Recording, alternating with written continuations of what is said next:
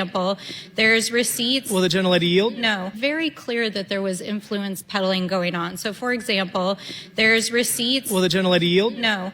There are receipts that show the Malaysian government between September 10th and 13th was spending $10,000 a night, butler service, personal trainers, lavish meals, at the same time that they were meeting with Donald Trump, and the media reports from the time say that they discussed their stay at Trump's hotel in the Oval Office. So this is just not true. Another one, UAE, during a military delegation visit in March of 2018, they were negotiating a arms package with the White House at the time. Okay. They dropped $85,000 at Trump Hotel and were discussing their stay at the hotel while they were negotiating the arms package. The Saudi Crown Prince and his staff dropped tens of thousands of dollars in Trump's hotel while Trump was in office. They were not only negotiating an arms deal, they were seeking the Iranian deal or the Iranian agreements under the previous administration to be overturned. And we know that months after Trump and Kushner left the Oval Office, the MBS committed $2 billion to Kushner against the advice of his own investment advisors. And we know that in Kazakhstan, we had Kazakh president who came and stayed again in Trump's New York and D.C. properties while there was these very nefarious activities going on. So I would encourage our colleagues to actually look at the receipts and then go look at the dates and what was actually happening in the media. It's very clear that whether or not Trump encouraged them to stay in his hotels or properties, or these foreign governments stayed in them and then told Trump and his son-in-law, they were seeking influence by staying at his property, and thus were trying to bribe him, which is a violation of the Emoluments Clause of the United States Constitution. So let's move back to the amendment here just for a moment. I do want to just establish a little bit of a timeline. And Mr. Chairman, if it's okay, I'd like to just ask some clarifying questions on the timeline. It's my understanding that in February of last year that you transmitted a letter to Biden's attorneys seeking documents and communications from the investigation. Is that correct? I'll go ahead and answer on your behalf because we have the records for that. If it's not immediately or at your hands, our understanding from the witness is that the chairman and his staff never responded to that request. In fact, they didn't hear back until. Or they didn't hear another thing until 7 months later when in September, Mr. Comer, you appeared on a TV news station on Newsmax and said, quote, Hunter Biden is more than welcome to come in front of the committee if he wants to clear his good name, if he wants to come and say, you know, that these weren't his dealings, then he could come and clear his name. And so literally the next day on September 13th, Biden's attorney responded and wrote you back and said, you never responded to our offer. I'll come in. I'll come do a public testimony. A couple months later, after the impeachment hearing that just completely fell apart, Chairman, you went on the Benny show and you extended another offer to Hunter Biden to come testify in front of the American people under oath. And yet again, when Biden's attorney transmitted a letter offering to do so, instead you issued a subpoena to do a closed door deposition. It's just very odd, right? Like, here we are. There's been a lot of yelling today. I think we're all getting real tired of all of this. But the reality is that Hunter Biden has even today showed up in front of the committee ready to testify under oath. So, you know, like, let's be real. And I think the reality is that of all of these tens of thousands of documents that have been provided to the majority in their investigation, none of them have actually shown any wrongdoing by the president. And so it's easier to create a smokescreen, to keep this narrative in the media, and to peddle in disinformation. Time's expired, and there's so many inaccuracies with your statement. We don't have time to address them all. But Chair recognizes Mr. Donalds for 5 minutes. Thank you, Mr. Chairman. Members, we should be voting down this amendment. It is not needed. What is clear is that the only document that matters is the fact that there was a subpoena issued by this committee signed by the clerk of the House of Representatives. That is the only thing that governs subpoenas before anybody coming to this committee. It does not matter if any member of this committee did an interview any place, whether it's the chairman or any other member. That is irrelevant. The only thing that matters is a signed subpoena by the chairman of this committee and the clerk of the House. The semantics about what Hunter Biden thought he could do or what Abby Lowell, his attorney, tried to get him to be able to posture or get out of it is meaningless. And the Democrats know this is meaningless. This is a subterfuge because their guy bucked a subpoena against the law. Period. Full stop. Members, vote down this amendment. I yield back. The question is on the amendment, on the Goldman amendment. So all those in favor of... Wait, we have another. What's that? We have another. I yield 5 minutes to the gentleman from New York. From New York. Thank you. Appreciate my distinguished colleague from D.C. I want to just take this opportunity to address some of the chairman's evidentiary allegations that you made earlier today. First, I would just note that we keep hearing this over and over and over again, that Donald Trump had a business, Donald Trump had real estate, Donald Trump, sold widgets or whatever it is.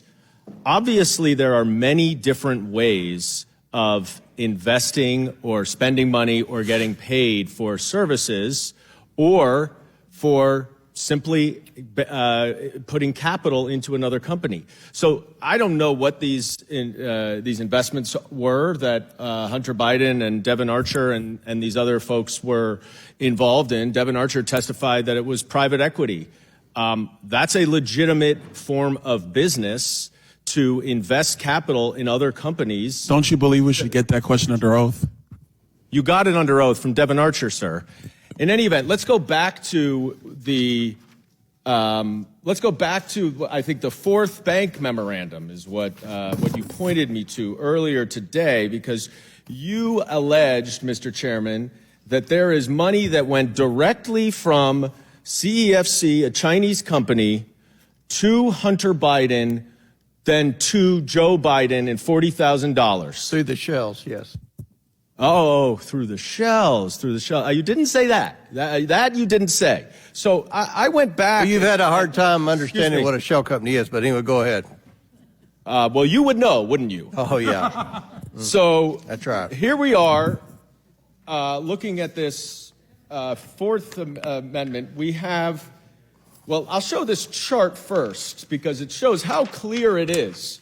You've got a Chinese company going to Biden-China joint venture, going to a Hunter Biden individual entity, going to James and Sarah Biden entity, going to James and Sarah Biden personal bank account, going to Joe Biden.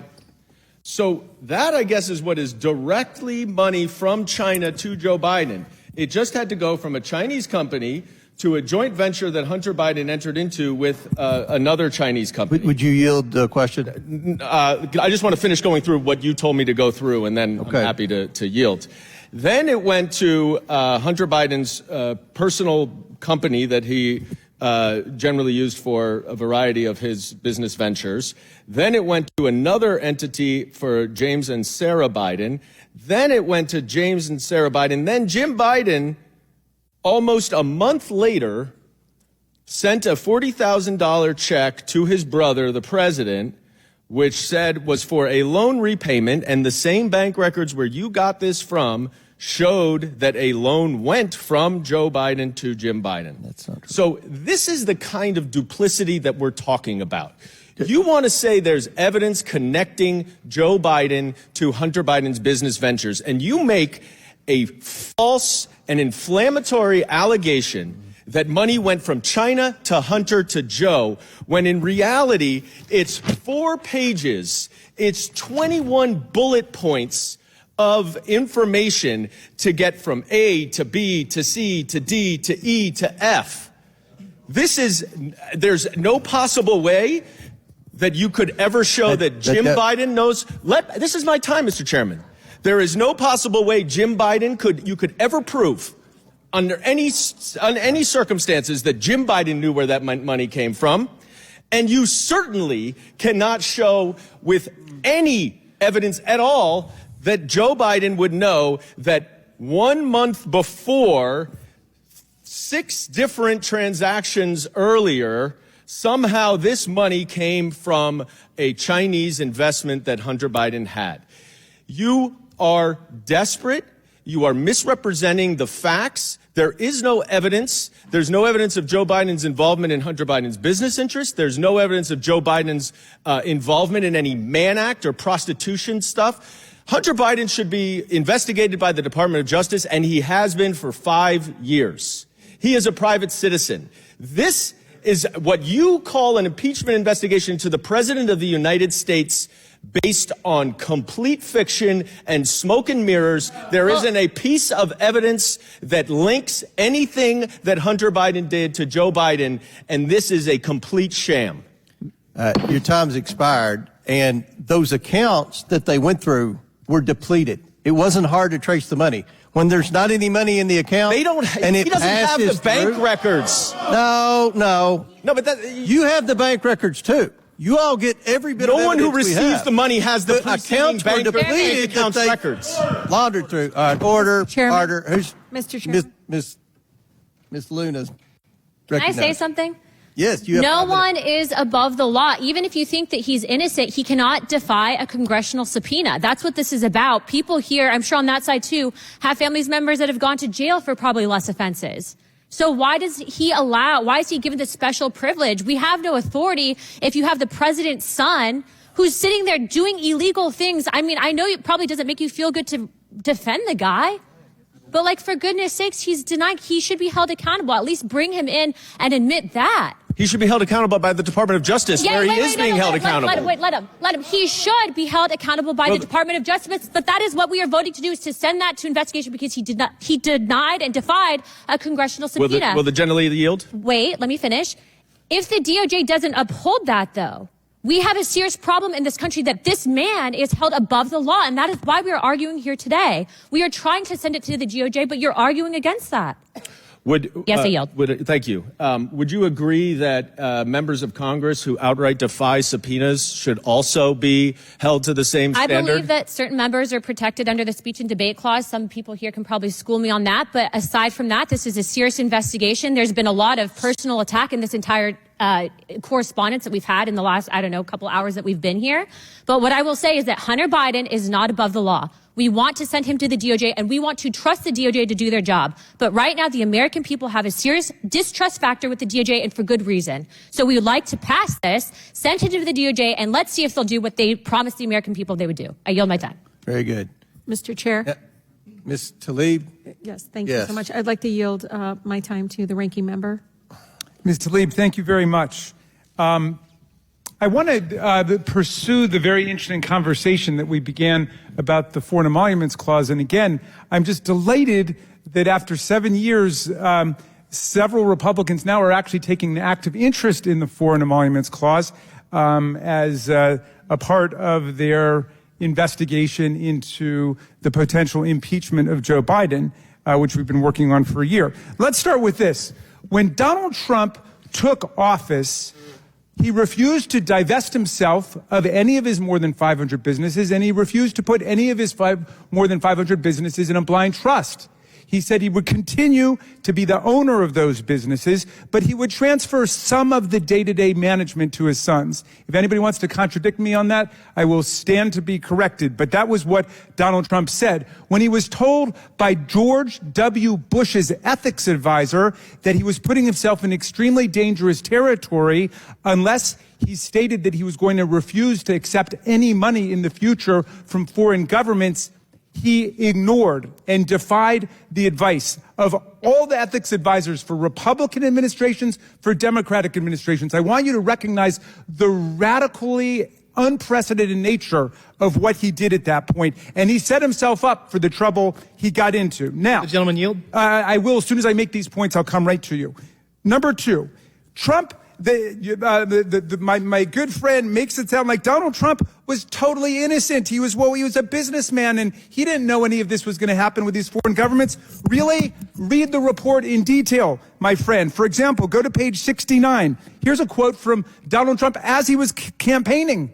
I love the Saudis. Many are in this building. Saudi Arabia, I get along great with all of them. They buy apartments for me. They spend $40 million, $50 million. Am I supposed to dislike them? I like them very much. We can find quotes just like that about the Chinese government. This is your guy.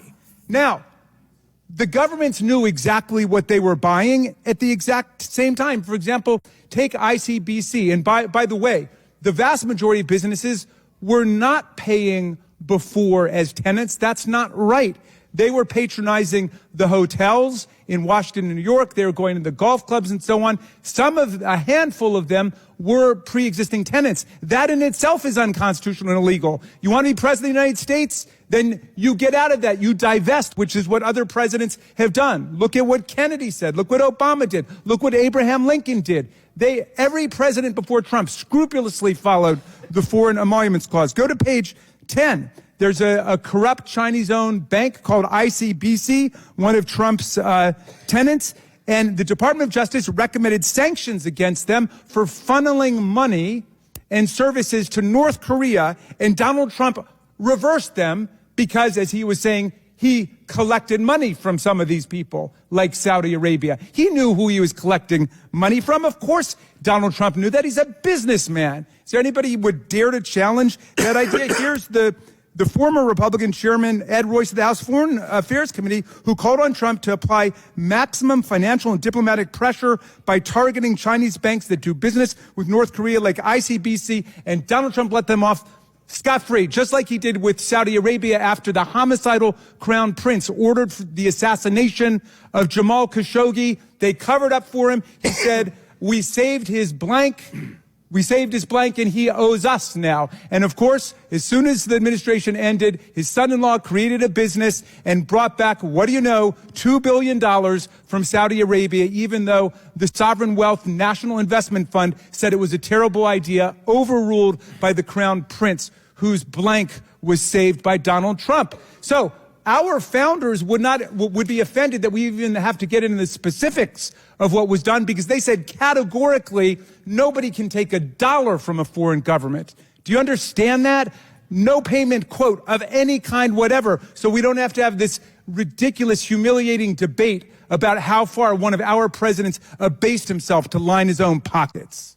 Would the gentleman yield? Sure, I would love to yield. So my thought process here is I understand that the president lost money during his tenure. Really? Yeah. Well, he went bankrupt 5 times. It doesn't surprise me if that's true, but I doubt it, because I think they made more money that year than they had in the several prior years before he became president. Well, he dropped out of the top 100, so I can tell you. Well, yeah, because they started finally checking the records. You know that your guy cooks the books a little bit, but in any event, Donald Trump cooks the books with the rules that Congress made the rules for.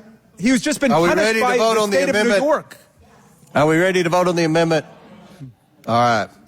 All those in favor of the Goldman amendment signify by saying aye.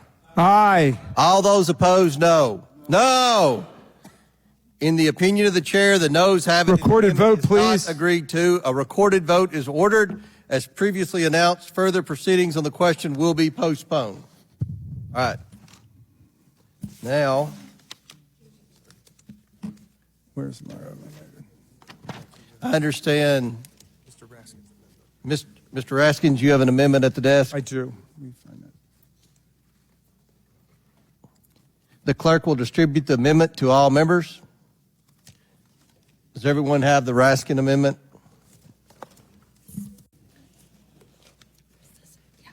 Does everyone have it?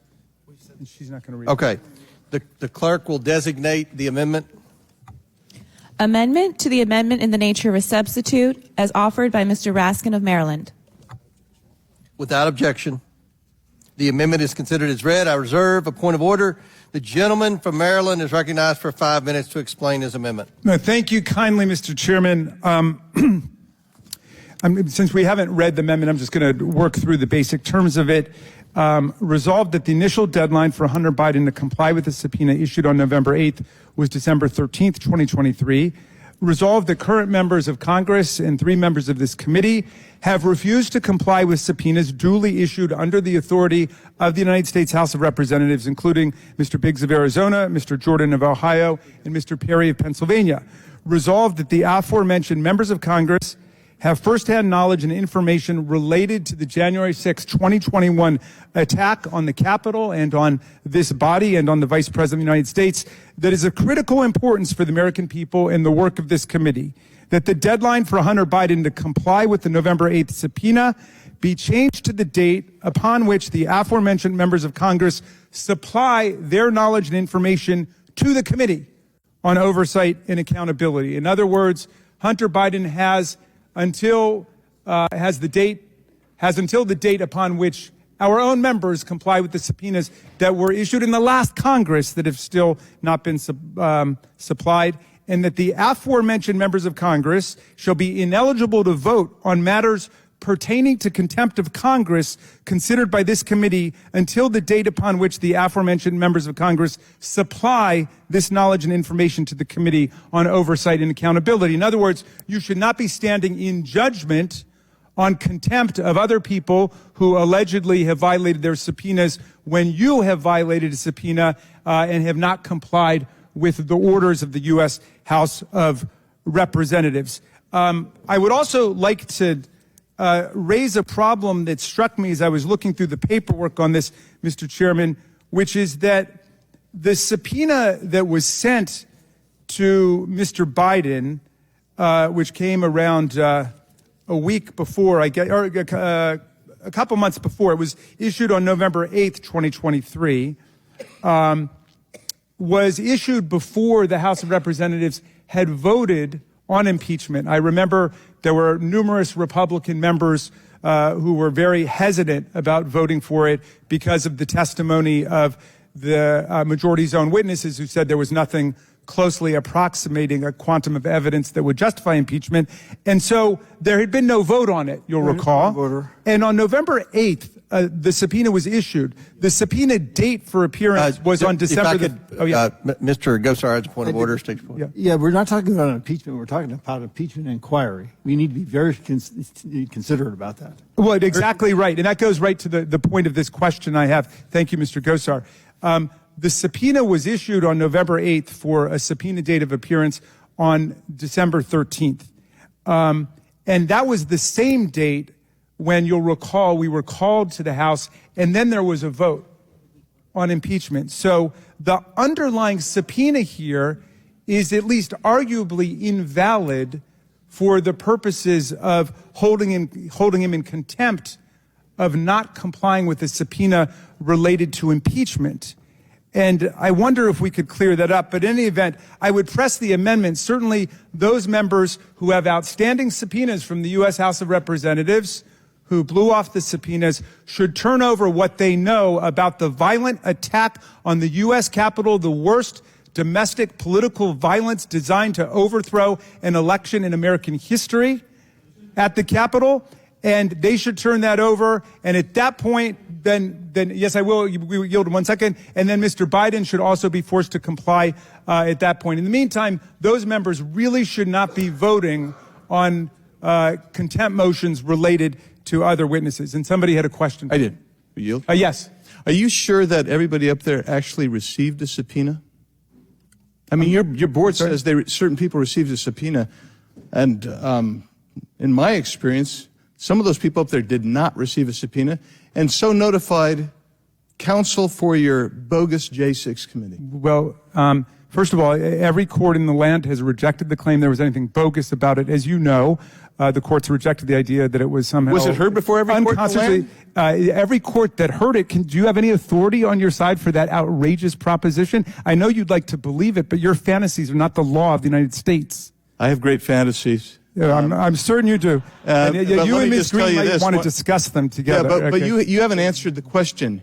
You don't know if those people actually even received the subpoena, and yet you put it on the board, and you're going forward and reclaiming my time. I served for more than a year on the bipartisan January 6th Select Committee to investigate the attack. You might not like Liz Cheney anymore, who was head of your conference, but it was bipartisan, my friends. And so was Adam Kinzinger, who served his country well. But in any event, nobody ever claimed that they hadn't gotten the subpoena. And go back and check the records. Well, if that's the argument, have them come forward and explain that. I would like them to testify under oath that